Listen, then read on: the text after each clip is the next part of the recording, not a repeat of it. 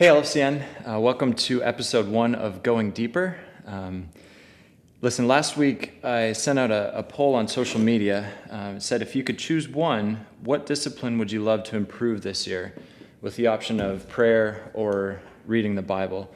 And your answer should be yes. You know, it's kind of a trick question because hopefully you want to improve on both. But the overwhelming majority said that reading the Bible was something that they'd like to improve this year. So I have Pastor Mike with us today, and I thought we'd go through a discipline called Lectio Divina as something that can help maybe breathe some new life into your scripture reading. So take us through what is Lectio Divina? Sure. Lectio Divina the words mean lectio, reading, and divina, divine. So it just means divine reading. Okay. It's a way to approach the Bible that is not just like words on a page, but more approaching it for communion with God, to say, what does God have to say with me, and how can I respond with my life in prayer? Awesome. So I don't have to be in a monastery to practice this. No, that's great. Good question. So I know you mentioned that there's 4 steps in this process. Walk us through what those steps are. Yeah, we'll go through those steps. The 4 steps to Lectio Divina are read, step 1. Step 2 is meditate. Step 3 is pray. And step 4 is contemplate. And I thought maybe the easiest way to kind of go through it is to just have a example. Just do it together. That's great. Yeah. I picked one out that's easier to practice Lectio Divina. It's usually easier to pick stories because they're easier to enter into than like from the letters of Paul or from maybe 1 Kings or something, some of the books of history. Or Leviticus would be hard.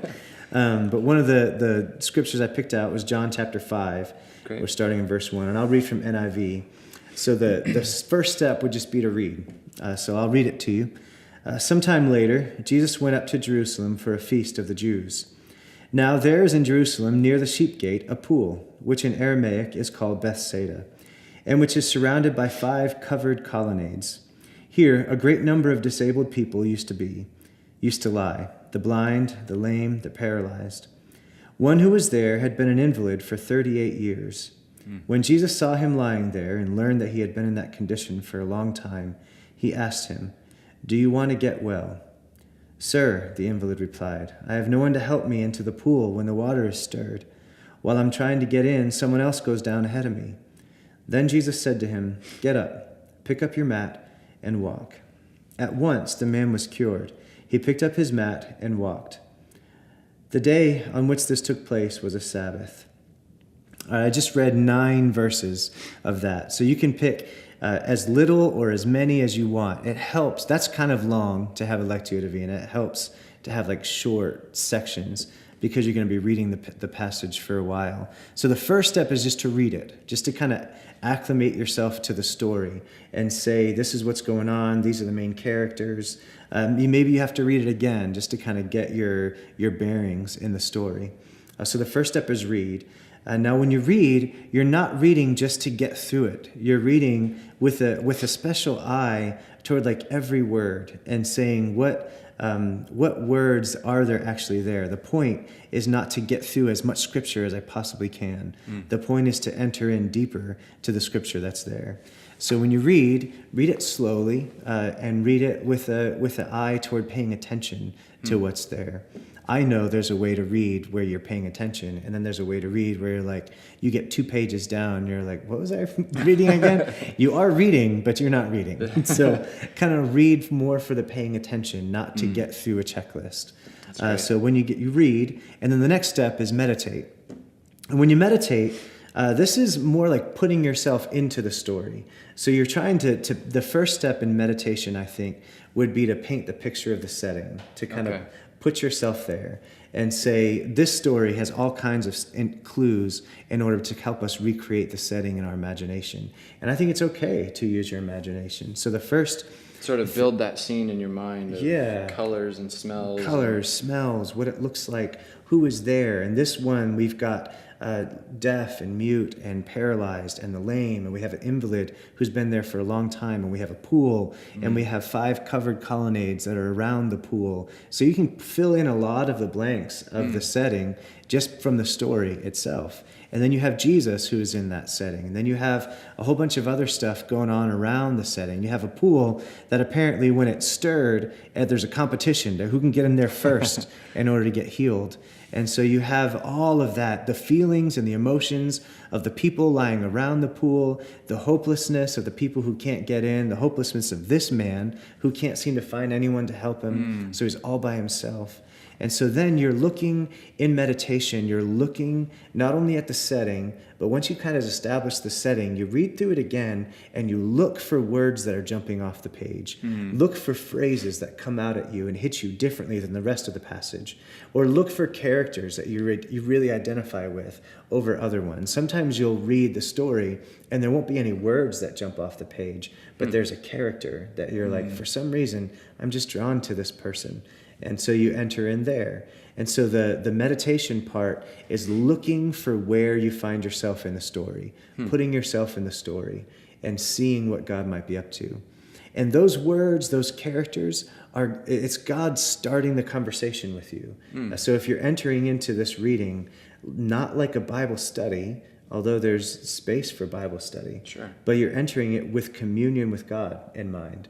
So meditation is listening for what is God saying in this. So your goal is not to read through this and check it off. Right. It's really to find a place in the story. Exactly. This is not a Bible plan kind of reading. It's not like I have to get through my verses today. Right. This is more I'm looking for communion with God. And so in the meditation part, I'm turning my ear like in silence and in listening to what God might say. Like what is God doing in this? And then becomes the next step. It's my response to that. So God speaks first in like a character or a word or a phrase or awakening some kind of desire in me. And then the next step is prayer, which means I respond and I say, why is that person jumping out at me? Or why is that phrase something that I can't get past? It's like I get choked up on it when I read it and I almost can't move past that phrase. Why does that phrase matter? And it's too easy for me anyway, for me to read the scriptures and those rare occasions like when you're moved by something, to just close the Bible and say, oh, that was nice. The scriptures moved me today. And just move on. And just move on. Yeah. So Lectio Divina is like, pay attention. Why was that moving to me? Like why does that bother me? Like why does that make me angry? Or why does that character standing out for whatever reason? Why? Why is that speaking to me? And this is our response in prayer to say, God, I hear you. What are you saying? What are you trying to awaken? What are you trying to do? And then in that why, you give God space and silence to respond. And he will. He'll say, why does this matter? Why is this word speaking out at me? Just a real quick example. The words of Jesus to that invalid man stuck out to me today when I read that. Do you want to get well? The eyes of Jesus lovingly looking at this man he can't help it. He's an invalid and there's no one in his life to help him. He's all alone. And Jesus walks up to him. Not all the other people in the pool, he walks up to him and he says, do you want to get well? At that question like rings in me a little bit today. Do you want to get well? Because I don't always want to. Like the cost of getting well might be too much. And so that's when Jesus kind of awakens those things, my response is, well, do I want to get well, Jesus? You only know. Or how can I get well? Or what do I need to do? Which brings me to that next step of contemplation. So read, meditation, prayer, which is our response, and then contemplation, which is more how do I obey this? Like, how do I bring this into my life? I'm contemplating what God is saying in the context of my actual day-to-day living and what I do about it. So if his response to how do I get well, do you want to get well? Yes, I want to. God, I hear your invitation for like more wellness, and I want that. Where do I need to get well? Where am I not letting you heal me? Where am I not letting you in? And then those answers to that. And then through contemplation, I say, well, how do I obey? Like I'm contemplating how this meets my actual life. So it's not just a time of Bible study, but it's a time that carries me through the rest of the day, that I'm looking for. And that question is going through the whole rest of my day. Do you want to get well? And I love that because it instead of just a checklist of I read that, this passage now starts to soak in your heart and go with you during the day. Yeah. So Because that's it's great. more than a passage. Yeah. It's communion with the risen Christ. Yeah. He's here. Yeah, that's great. Well, thanks, Pastor Yeah. Mike. I appreciate you walking us through that. Hopefully you guys can try that at home or with a group or whatever. Lectio Divina is something that can really help breathe life into your reading of Scripture and prayer. So Right. it's kind of 2 in 1. Right. So thanks for joining us for episode 1 of Going Deeper. Hope you enjoyed that, and we'll see you next time. Thanks.